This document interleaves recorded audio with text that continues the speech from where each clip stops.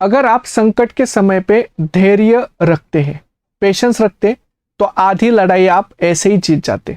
तो आपके लाइफ में कितने भी बड़े प्रॉब्लम्स हो, कितने भी बड़ी मुसीबतें हो, कितने भी बड़े चैलेंजेस हो, कितना भी आपका खराब टाइम चल रहा हो, तो बस पेशेंस रखे, धैर्य रखे और चैलेंजेस को फेस कीजिए। तो आप सिर्फ धैर्य रखते हो तो आप आधी लड़ाई जीत जाते हो। एंड देखिए, सफल और असफल इंसान में सबसे बड़ा फर्क यही होता है जो धैर्य है, पेशेंस है। क्योंकि सारे जो भी सक्सेसफुल लोग हैं वो सबसे ज्यादा पेशेंसफुल होते, कि जो हमेशा धैर्य रखते और सही समय पे सही काम करते, इसीलिए वो सक्सेसफुल होते। इसलिए आप भी धैर्य रखिए। देखिए, हम एग्जाम्स का प्रिपरेशन करें और हमारी गेट के एग्जाम पास में आ रही है, गेट के एग्जाम के साथ साथ हम बार का भी प्रिपरेशन करें, तो प्रिपरेशन करते समय हमें धैर्य की बहुत जरूरत है। पेशेंस से, कंसिस्टेंसी से और हार्डवर्क से और फोकस एंड कंसंट्रेशन से ही हम इन एग्जाम्स को क्वालिफाई कर सकते। इसीलिए एग्जाम्स के प्रिपरेशन के वक्त, नोट्स के रिवीजन के वक्त, क्वेश्चन प्रैक्टिस के वक्त पेशेंस बहुत इंपॉर्टेंट रोल प्ले करते। क्योंकि कभी कभी हम हमारे मतलब जितनी पढ़ाई होनी चाहिए उतनी पढ़ाई नहीं होती, तो हम मायूस हो जाते, हम स्ट्रेस में आ जाते और हमें पढ़ने का मन नहीं करता।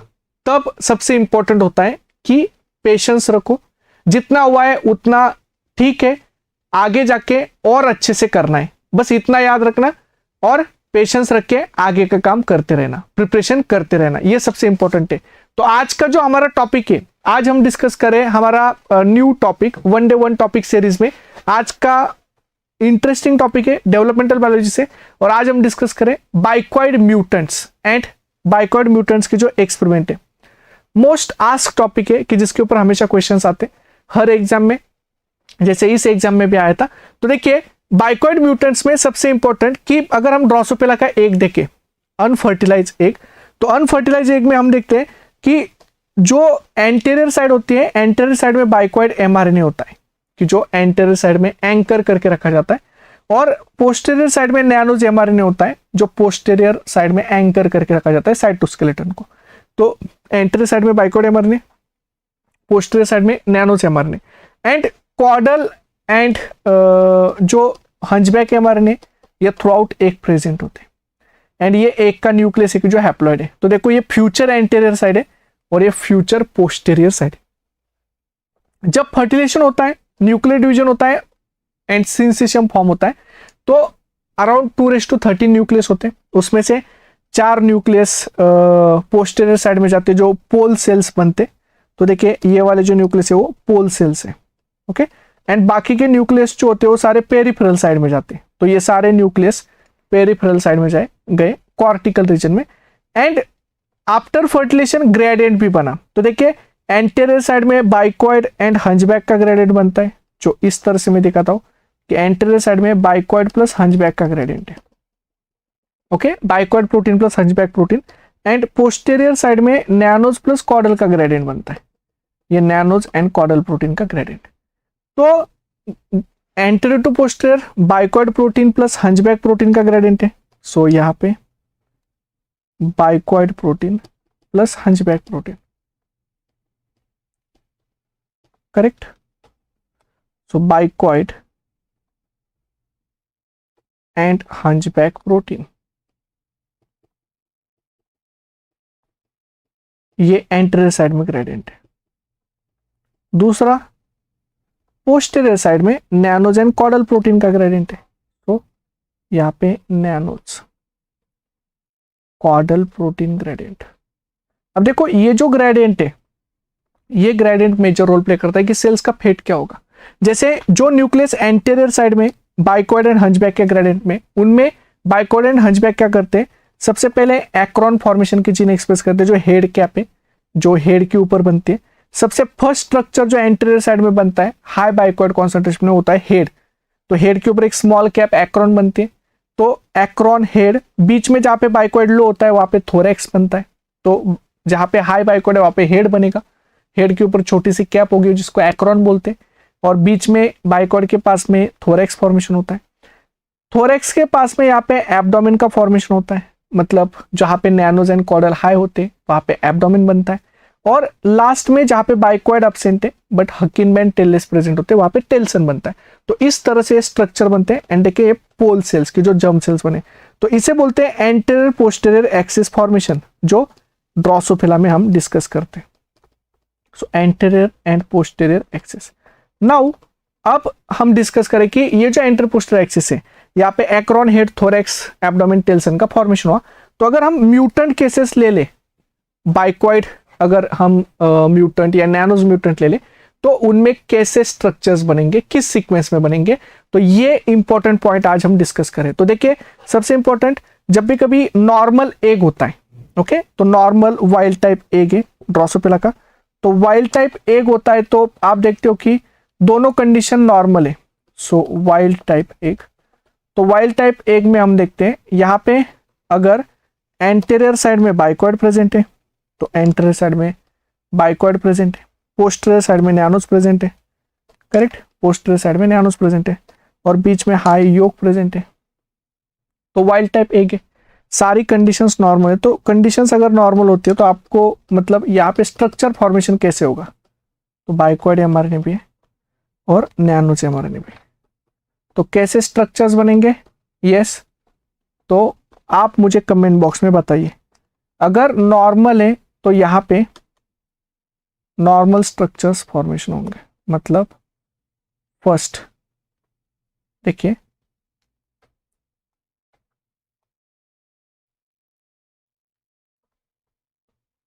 कौन से स्ट्रक्चर बनेंगे, सीक्वेंशियल। तो आप बोलोगे सर फर्स्ट एक्रोन बनेगा, वेरी गुड, सेकंड हेड बनेगा, थर्ड थोरैक्स बनेगा, देन एब्डोमेन बनेगा, एंड देन टेल्सन बनेगा। इस तरह से एंटीरियर पोस्टीरियर एक्सिस बनेगा, correct. So anterior and posterior axis formation हुआ। तो इस तरह से एंटीरियर पोस्टीरियर एक्सिस बना।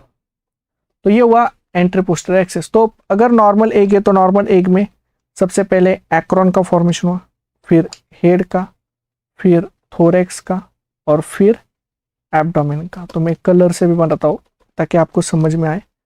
और फिर हुआ टेल्सन का फॉर्मेशन। ये तो सही है क्योंकि नॉर्मल एग में वाइल्ड टाइप जो फिनोटाइप है ये फॉर्मेशन होगा। तो इस तरह से ये फिनोटाइप बनता है। तो इसे बोलते हैं हेड टू टेल फिनोटाइप। ये वाइल्ड टाइप फिनोटाइप है, head to tail, okay, wild type phenotype है।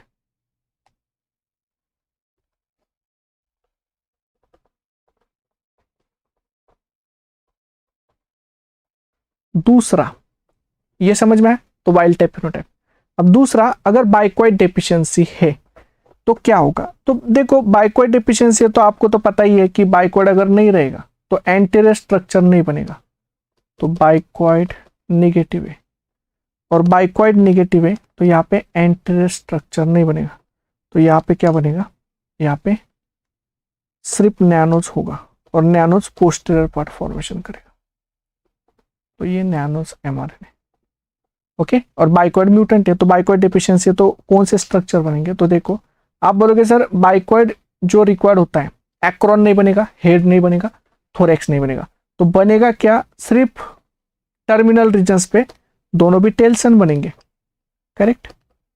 क्योंकि एक्रोन नहीं बनेगा तो टर्मिनल रीजन्स पे टेल्सन बनता है दोनों जगह पे, और बीच में होता है एब्डोमेन। तो यहाँ पे एब्डोमेन बनेगा। इस फिनोटाइप को आप क्या बोलते हो, इस फिनोटाइप को आप बोलते हो two tail phenotype, tail to tail phenotype, okay. ये टेल टू टेल फिनोटाइप है, सही है, टू टेल्स फिनोटाइप। और यहाँ पे एक्रोन हेड थोरैक्स नहीं बने। इसका मतलब है bicoid is necessary for what, acron head and thorax formation. तो बाइकॉइड ये एक्रोन हेड थोरैक्स फॉर्मेशन के लिए नेसेसरी है, और ये एब्डोमेन है।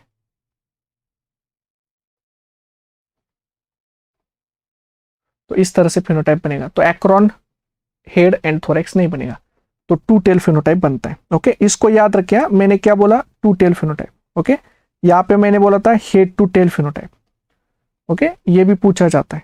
अब बाइकॉइड नहीं है तो एक्रोन हेड थोरेक्स नहीं बना, इसका मतलब bicoid is necessary for anterior structure formation. Bicoid anterior structure formation के लिए नेसेसरी है। अब अगर आप बोलोगे सर कि हमने अगर बाइकॉइड डेफिशिएंट म्यूटेंट में बाइकॉइड को ऐड किया एंटीरियर साइड में तो क्या होगा, तो अगर बाइकॉइड डेफिशिएंट म्यूटेंट में अगर हम बाइकॉइड को ऐड करें, देखो ये बाइकॉइड नेगेटिव है, मतलब इसमें बाइकॉइड नहीं है, इसमें सिर्फ नैनोज है, करेक्ट।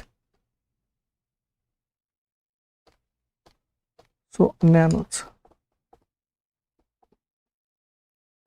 और यहां पे हमने एंटीरियर साइड से बाइकॉइड ऐड किया,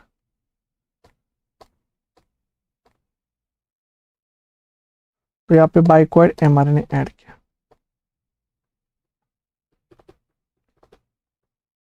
तो क्या होगा, तो आप मुझे बताओ कमेंट बॉक्स में क्या होगा।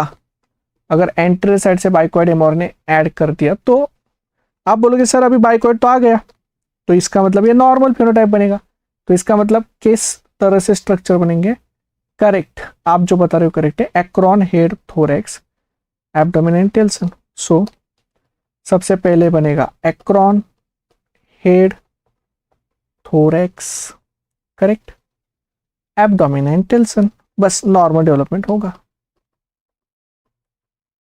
तो अगर आप बाइकॉइड डेफिशिएंट म्यूटेंट में बाइकॉइड ऐड करते हो तो नॉर्मल फिनोटाइप फॉर्मेशन होगा।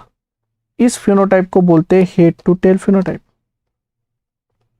इस फिनोटाइप को हम क्या बोलते हैं, head to tail phenotype, and that is normal development. So normal development होगा, correct, very good. So normal development होगा। सो देखिए यहाँ पे, तो ये एक्रोन फॉर्मेशन हुआ, ये हेड फॉर्मेशन हुआ, उसके बाद ये थोरेक्स फॉर्मेशन हुआ, उसके बाद एब्डोमेन फॉर्मेशन हुआ, और उसके बाद टेल्सन का फॉर्मेशन हुआ। तो हेड टू टेल ये फिनोटाइप फॉर्मेशन हुआ। तो इसका मतलब है अगर बाइकॉइड डेफिशिएंट म्यूटेंट में हमने बाइकॉइड डाल दिया तो नॉर्मल एंटीरियर स्ट्रक्चर भी बने और नॉर्मल डेवलपमेंट हुआ। इसका मतलब है bicoid is sufficient for normal embryo development. तो पहले, इससे पहले एक्सपेरिमेंट में हमने देखा था bicoid is necessary for anterior structure formation, क्योंकि बाइकॉइड नहीं होता एक्रोन हेड थोरेक्स नहीं बनता। इस एक्सपेरिमेंट में हमने देखा bicoid is sufficient for anterior structure formation. तो बाइकॉइड नेसेसरी एंड सफिशिएंट है एंटीरियर स्ट्रक्चर फॉर्मेशन में। एंड देन नेक्स्ट जो एक्सपेरिमेंट है, अगर आप बाइकॉइड को ऐड करते हो मिडल साइड में, ये बड़ा इंटरेस्टिंग एक्सपेरिमेंट है। मतलब अगर बाइकॉइड नेगेटिव डेफिशिएंट म्यूटेंट है और इसमें आपने बाइकॉइड को ऐड कर दिया बीच में, तो क्या होगा, तो जहां पे हाई बाइकॉइड है वहां पे हमेशा हेड बनता है, करेक्ट। तो अगर हमने बाइकॉइड को बीच में डाल दिया, तो यहां पे हमने बाइकॉइड को बीच में डाल दिया,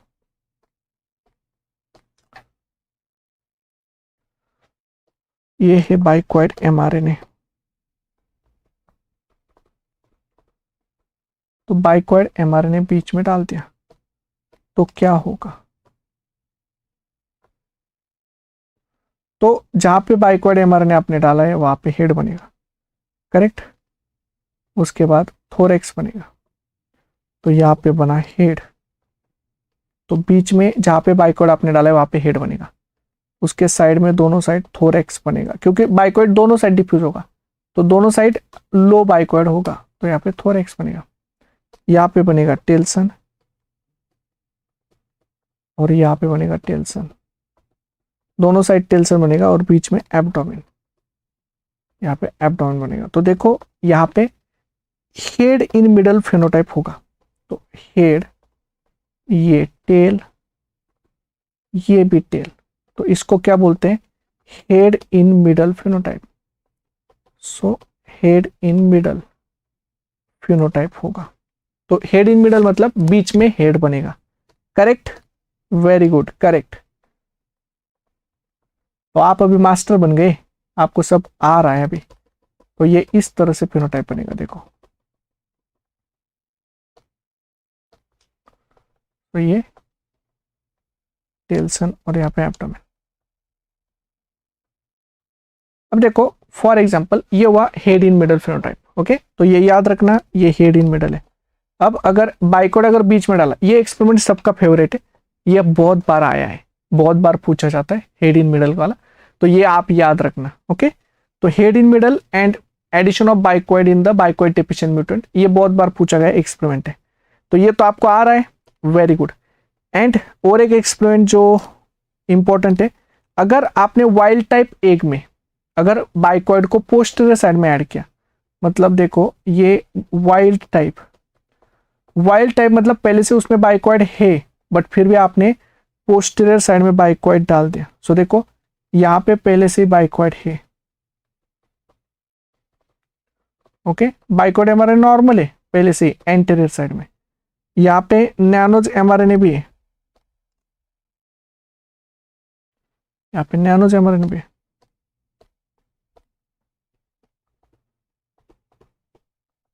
अब यहाँ पे हमने बाइकॉइड एमआरएनए डाल दिया,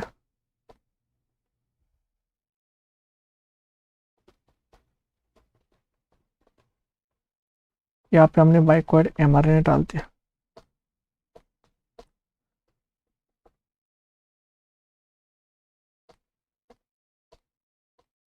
तो यहाँ पे अगर हम बाइकॉइड एमआरएनए को दोनों साइड से डाल रहे हैं, मतलब यहाँ से भी बाइकॉइड एमआरएनए डाल दिया और एंटीरियर साइड में तो बाइकॉइड एमआरएनए है, तो इसका मतलब क्या है, कौन से स्ट्रक्चर बनेंगे? तो आप मुझे कमेंट बॉक्स में बताओ, चलो किस तरह के स्ट्रक्चर बनेंगे। हाँ, तो इस तरह से स्ट्रक्चर बनेंगे, यस। तो एक्रोन, हेड, थोरेक्स, यहाँ पे एक्रोन, हेड, थोरेक्स, और बीच में होता है एब्डोमेन। तो दोनों साइड हेड बनेंगे। ओके, इसे टू हेड फिनोटाइप बोलते हैं। तो this is head to head phenotype. तो देखो हेड टू हेड फिनोटाइप, और इसे टू हेड फिनोटाइप बोलते हैं। Okay, so two heads phenotype. Very good, very good, आपने सही जवाब दिया एकदम। तो यहाँ पे ये एक्रोन हेड,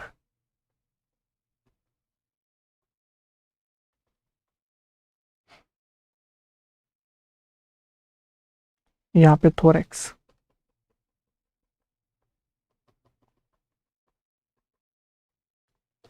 और ये है एब्डोमेन।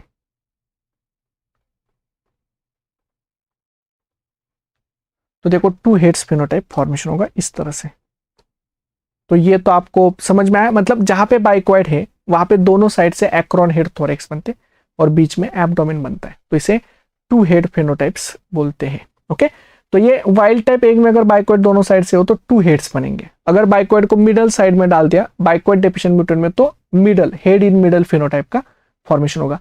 तो इस तरह से आपको ये म्यूटेंट्स को याद रखना है, ये बहुत इंपॉर्टेंट म्यूटेंट है। ओके, और अब आप मुझे ये क्वेश्चन का आंसर दीजिए।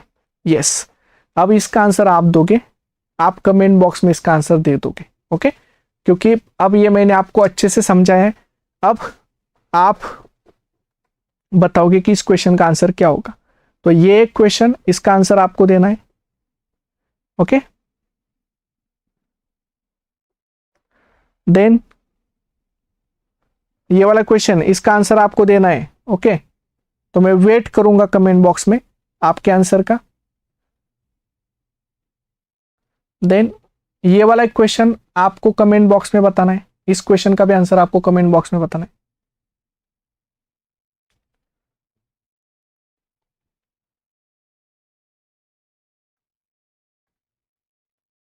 हाँ,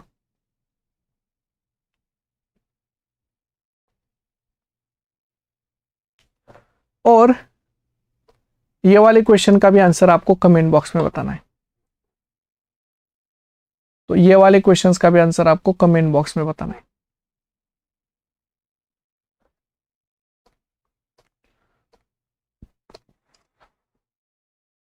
तो यहाँ पे मैं आपको ये आधा ही